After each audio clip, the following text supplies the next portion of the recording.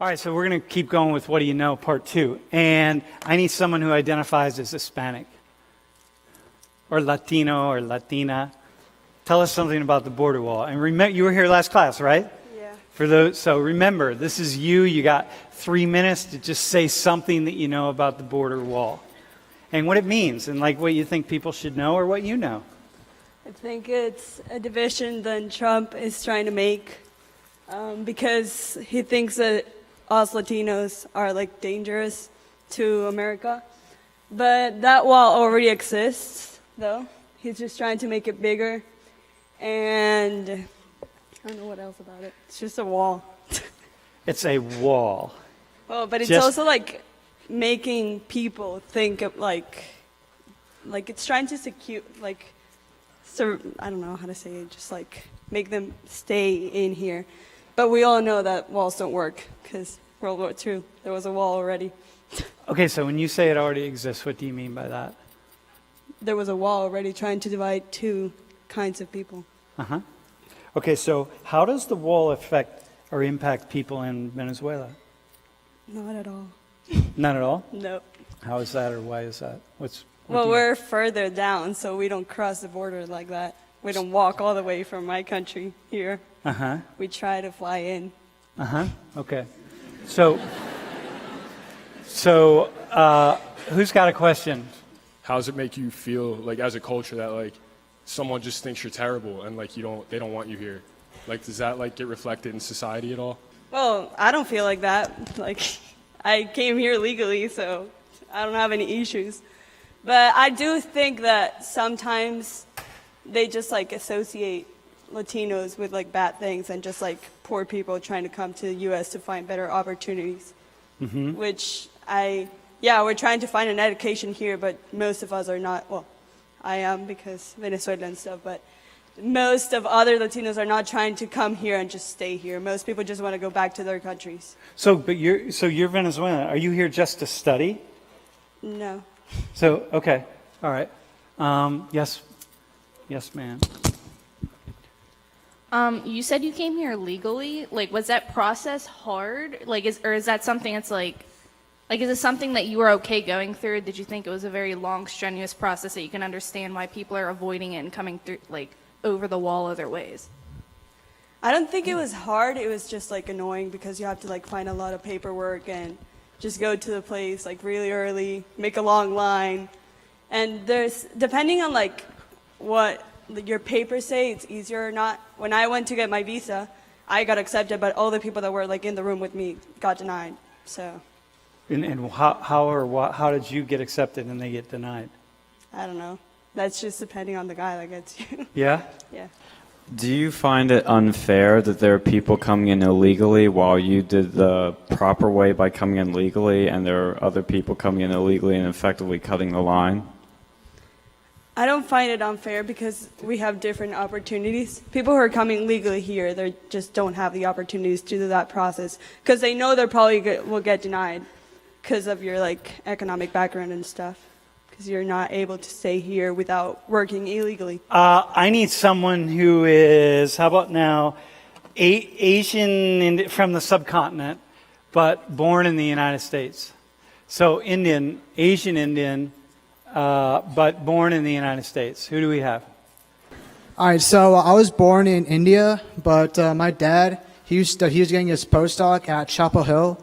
So I moved to North Carolina when I was like 3 months old. Then I moved to New Jersey, and I lived there ever since. Yeah, we're in Jersey.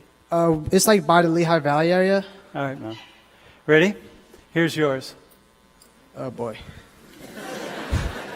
All right, so from what I've seen and what I've heard, white supremacy is like when people take pride in their skin color. Like, for example, like some people say, like, hey, I'm white, so I'm a lot better than you in every aspect. Like, I'm smarter than you, I'm more attractive than you, I have better chance of getting to college than you, everything. And then they, like, shit talk you and basically make you try to feel bad and try to make you feel inferior, stuff like that. So where have you encountered white supremacy?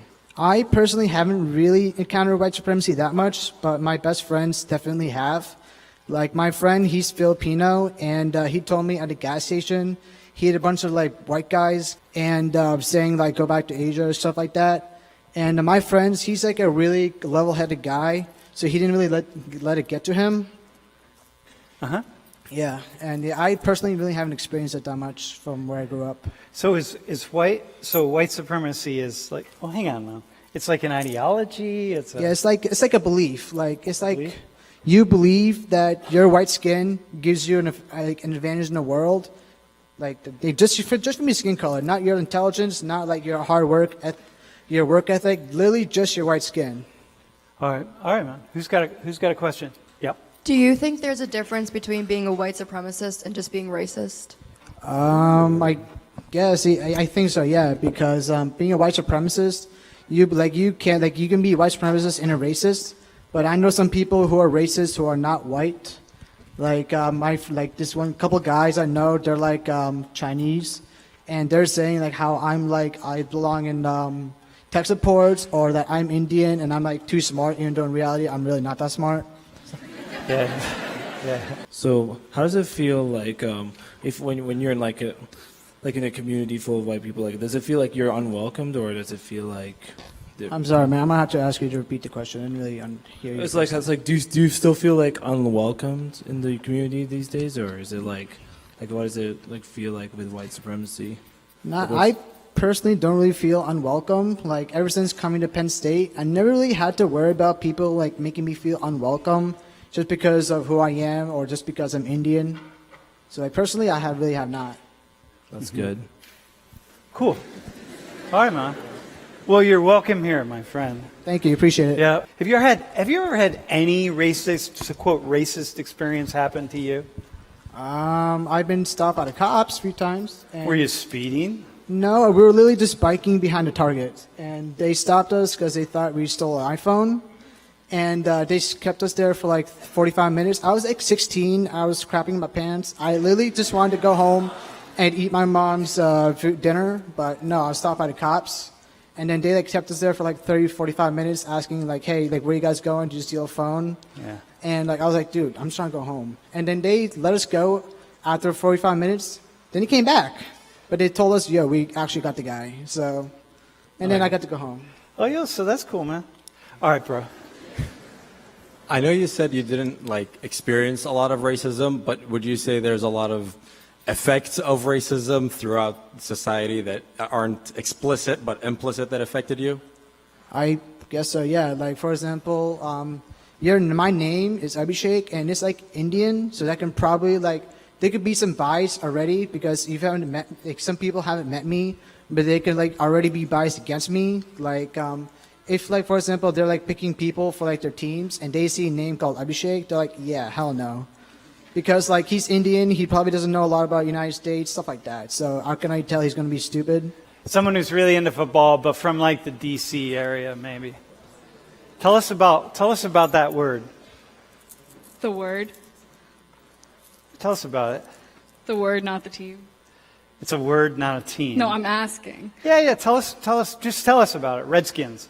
So you got a lot of students who are not from the United States in here. Mm-hmm. You got people watching the stream who are not from the United States in here. Right. And so they see that word, it really doesn't mean anything to them. They don't understand. Right. But for you, Right. for me, we know there's, what is it? Like, what's going on? Walk us through. So Redskins can be considered a connotation for American Indians who, I mean, like the American Indian population, who, I mean, they were here before us. So, but some people don't like that the Washington football team is called that because it can be considered a negative term to call Native Americans. It can be considered, how is it negative? Like, what would say more about that? By the way, this isn't a trick at all. There's nothing really here. So, like, what's Right. negative about it? That you know of. I mean, I haven't really thought much about it, but I don't know. Even like, I wouldn't consider calling them like their skin to be a particular color. Like if they were called the Washington Whiteys or the Washington Whiteskins or something, that would be sort of... Right. Yeah, Yeah. I mean, just like any other color, like if you're going to call a particular population by the color of their skin, like no one's going to like that or appreciate that. Okay, question. Who's got a question?